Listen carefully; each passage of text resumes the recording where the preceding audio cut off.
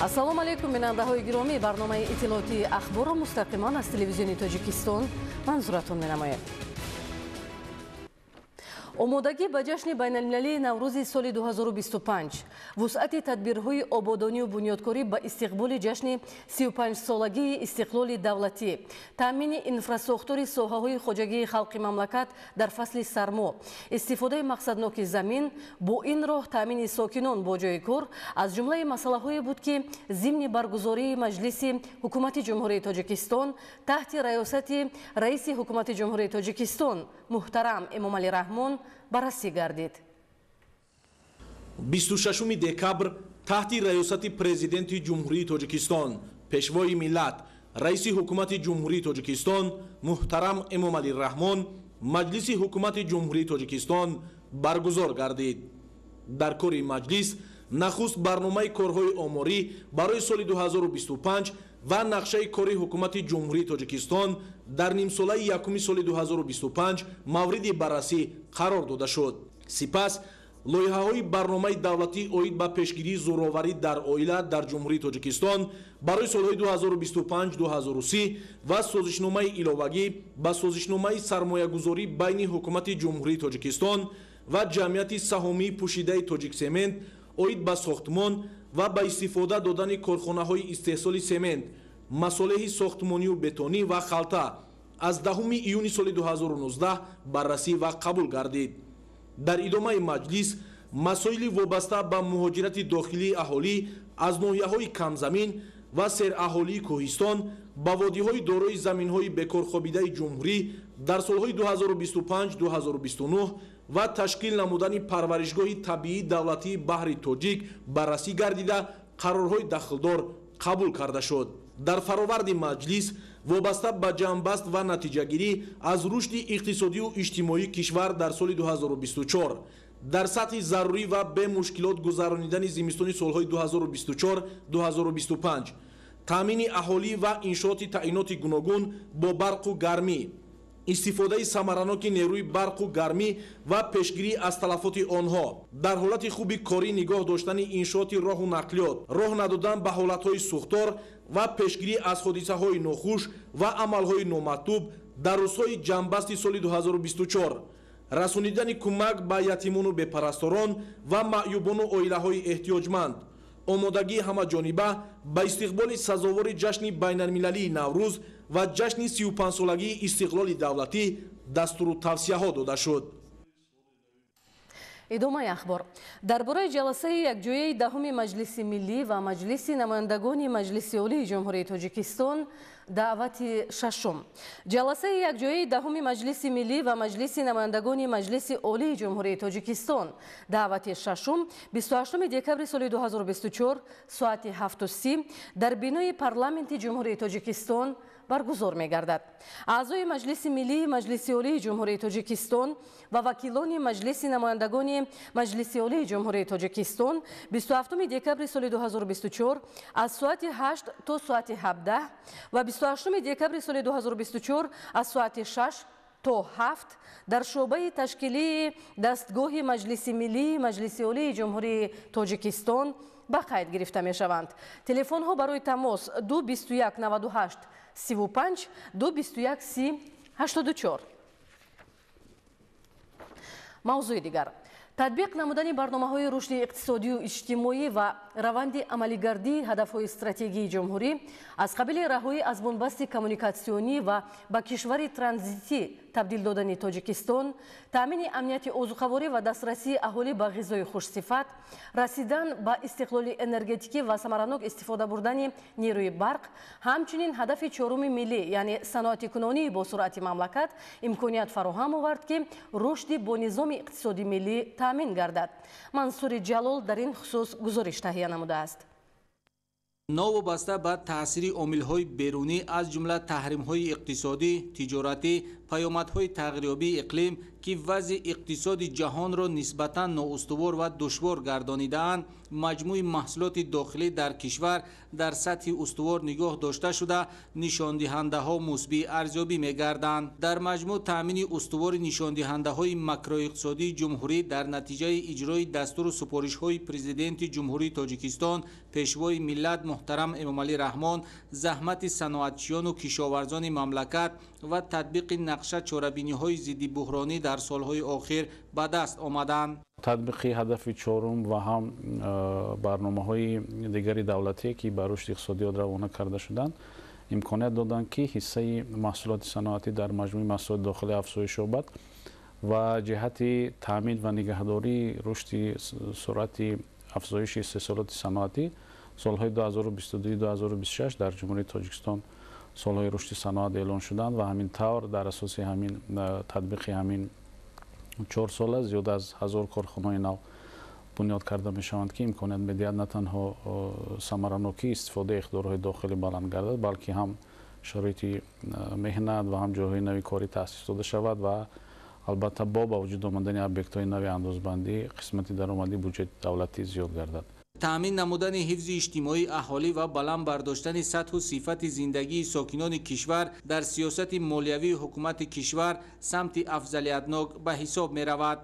مجموع محصولات داخلی به هر نفر اهالی از 289 سومانی سال 2000 تا 12,009 سومانی در سال 2023 یا 45 مراتبه و درآمد پول اهالی از 1 میلیارد سومانی سال 2000 تا 112.7 میلیارد سومانی در سال 2023 یا 112 مراتبه زیاد گردیده است. لایه‌هایی که در ساحه انرژتیک، در ساحه نقلیات راه، در ساحه رشد ساحه اینفراستراکچوری تطبیق کرده میشوند امکانات دادند که امروز اینفراستراکچور اقتصادی جمهوری تاجیکستان یکی از اینفراستراکچورهای پیشرفته حسابیده میشود. مثلا از روی ایندکس‌های معین از اون جمله از روی ایندکس صفت راه، صفت تامین برق، استحصال نیروی سبز و دیگر نشاندهنده‌هایی که در شرایط معاصر توصیف دهنده رشد مناسبات اقتصادی هستند ما علاقه به یک قطار دستاوردهای نظررس نایل گردیم. تطبیق برنامه‌های بزرگ سرمایه‌گذاری دولتی امکانات می‌دهند که نه تنها رشد استوار اقتصادی تامین کرده می‌شود بلکه در همین زمینه رشد برابر و با مرام منطقه‌های علاهیده کشور تامین کرده شده توسط تطبیق لایه‌های اینفراستراکچور از آن جمله در سمت راه و نقلیات همین یگانگی نظام اقتصادی اجتماعی جمهوری تاجیکستان تامین کرده می شود که یکی از هدف‌های اساسی پیشروی ملت پرزیدنت جمهوری تاجیکستان محترم امامعلی رحمان به حساب می رود. کارهای مهم در جریان تطبیق کامل و عمیق اصلاحات اقتصادی و اجتماعی انجام داده شده سمت‌های اساسی استراتژی سیاست دولت و حکومت حفظ سلامتی مردم همیشه تحت دقت و اعتبار جدی رهبریت دولت و حکومت قرار دارد. در ولایت مختار کوهستانی بدخشان 24 کارگاه دوزندگی فعالیت می‌نماید. در 11 ماه سال 2024 در این کارگاه‌ها با مبلغ 4.8 میلیون سومانی محصولات استحصال گردیده است که این نشان داد نسبت به همین دوره سال گذشته 31% زیاد میباشد. معلومات بیشتر در گزارش ماهره طاهر.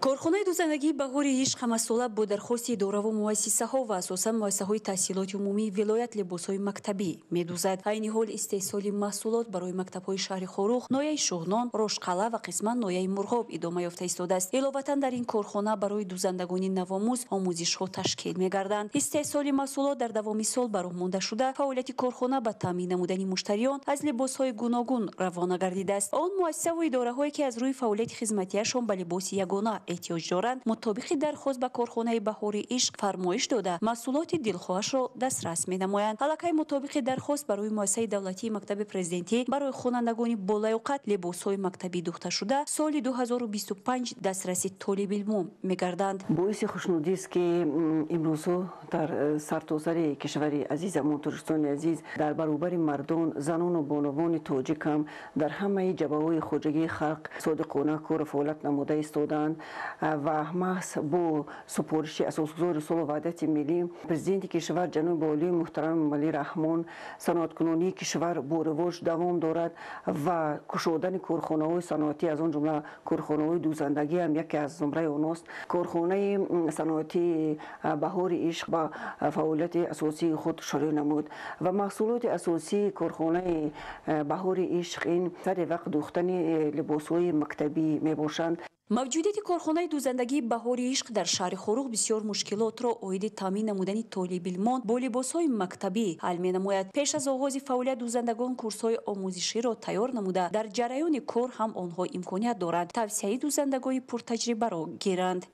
ما دوام 1 سال شد که من در همین کارخانه کار کرده ایستادم و ما برای مکتب‌های میانه برای تمام مکتب‌های ولایت بدخشان لباس تیار میکنیم، لباسی مکتبی. من بر دوزندگی شوق و هوس بسیار دارم. در خانه دوزندگی میکردم. باید تذکر داد که کارخانه دوزندگی بهار عشق با سپارش بی‌واسطه اساسگزاری صلح و وحدت ملی پیشوای ملت پرزیدنت جمهوری تاجیکستان محترم امامعلی رحمان تأسیس داده شده. رسالت اساسیش تامین نمودن مؤسسه‌های تعلیمی با لباس‌های مکتبی میباشد. برخی از دوزندگان دارای معلومات نه تنها کسبی بلکه عالی بوده این کسب کارگری را انتخاب نمودند. من مکتب پرزیدنتی را سال 2012 تمام کرده به دانشگاه تکنولوژی تاجیکستان داخل شدم به کسب کنسترکتور شوینگ ازدیلی.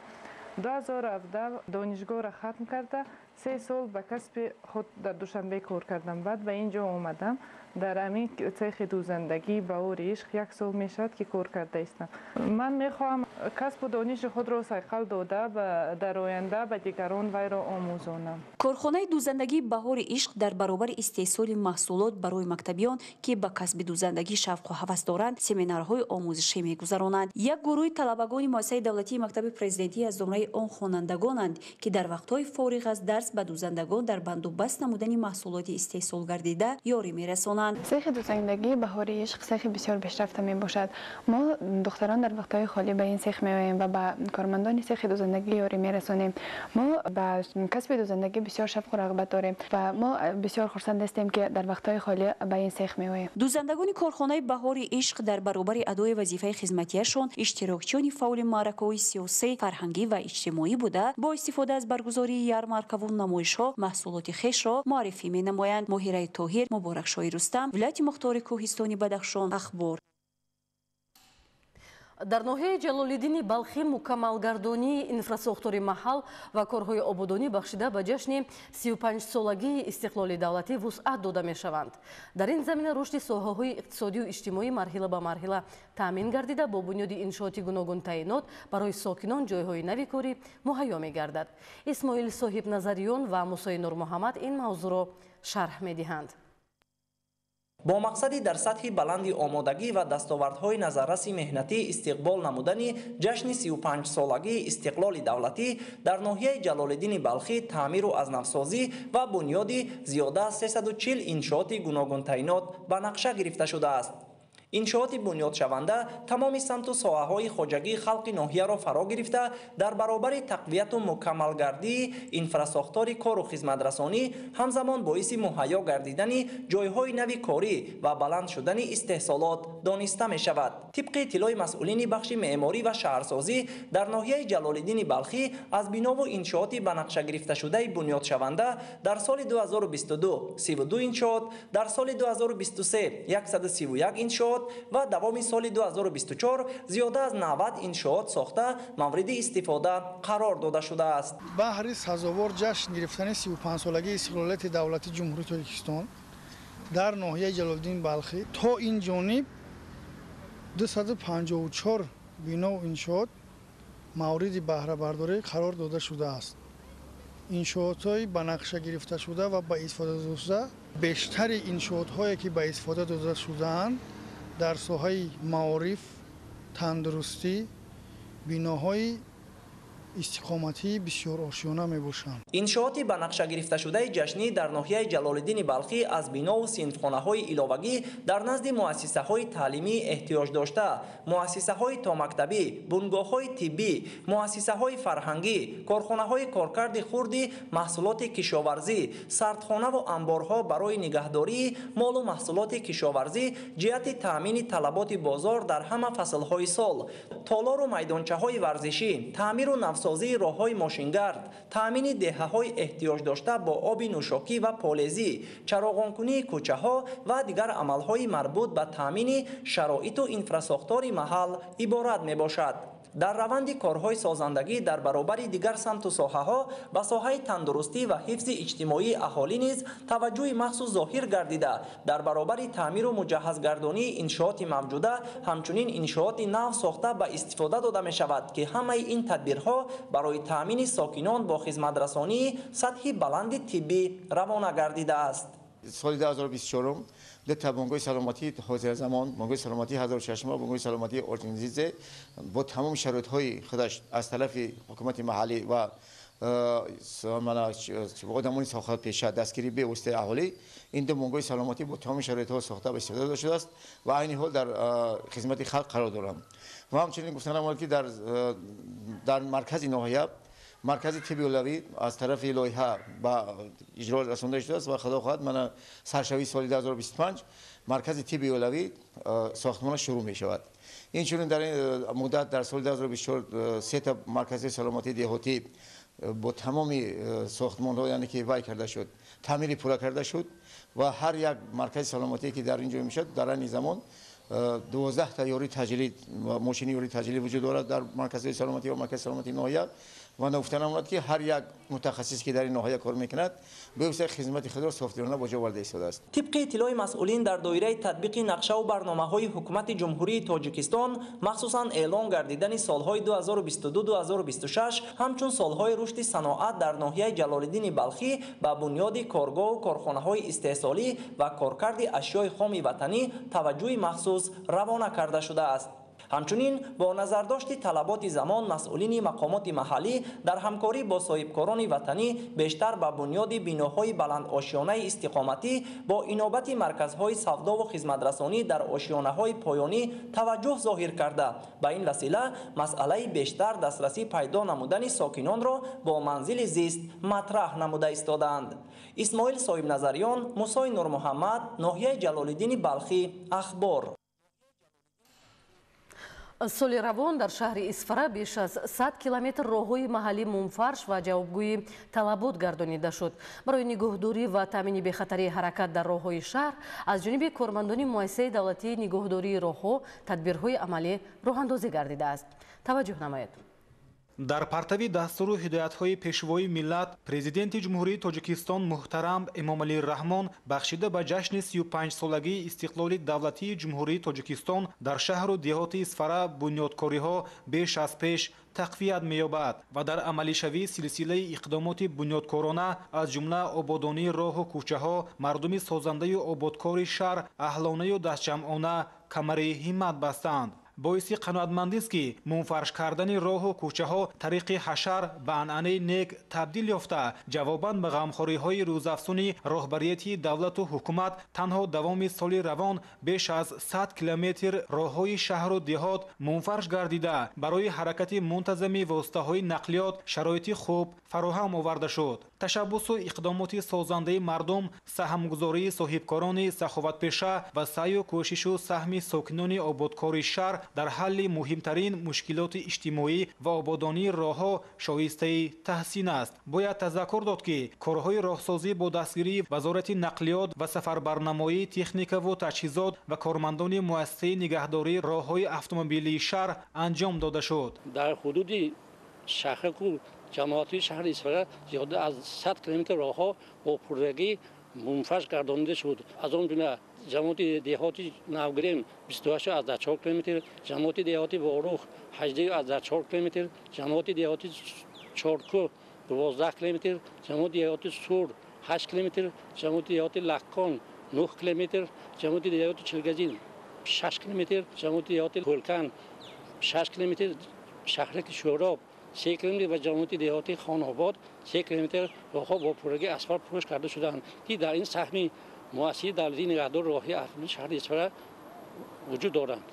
бояд зикр намуд ки кормандону мутахассисони муассисаи давлатии нигаҳдории роҳҳои автомобилгарди шаҳр барои дар ҳолати хоб нигоҳ доштани беш аз 566 километр роҳҳои шаҳр тадбирандешӣ менамоянд. ҳамзамон дар доираи иҷрои қарори ҳукумати ҷумҳурии тоҷикистон дар бораи саривақт омода намудани соҳаҳои иқтисодиёт ва иҷтимоиёти шаҳру ноҳияҳои мамлакат барои фаъолияти мунтазам ва самарабахш дар давраи тирамоҳу зимистони солҳои 2024-2025 дар муассиса корҳои муайян анҷом дода шуда амалигашти нақшаи чорабиниҳо ҷиҳати омодагии саривақтии соҳа ба роҳ монда шудааст. дар доираи тадбирҳои омодагӣ ба мавсими зимистон миқдори зарурии маводи зидди лағжиш, сӯзишвории дизелӣ, ангишт ва ҳезум захира карда шудааст. инчунин барои зимистонгузаронӣ 10 адад техника ва механизмҳо дар ҳолати омодабош қарор дошта ҷиҳати истифодаи мақсадноки техникаву механизмҳои роҳсозӣ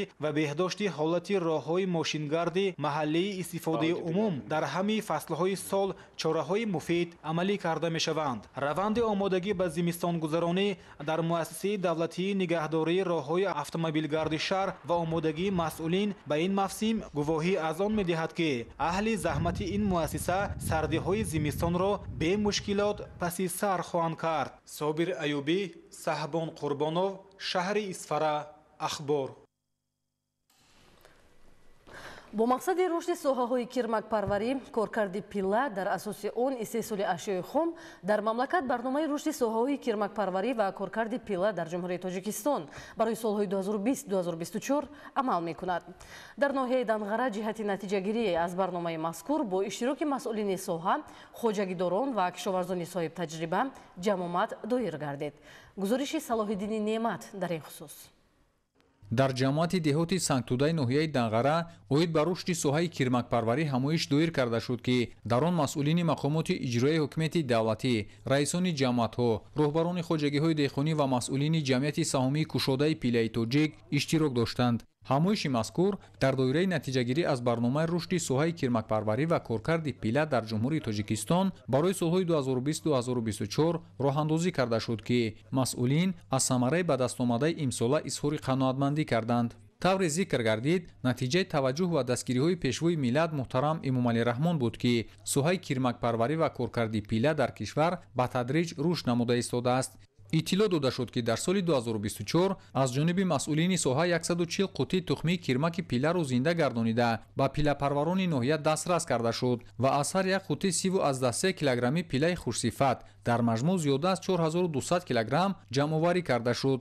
мувофиқи маълумот имсол бо иҷрои 102% нақшаи имсола ноҳияи Данғара дар қаламрави кишвар дар самти пиллапарварӣ мақоми аввалро ишғол намуд.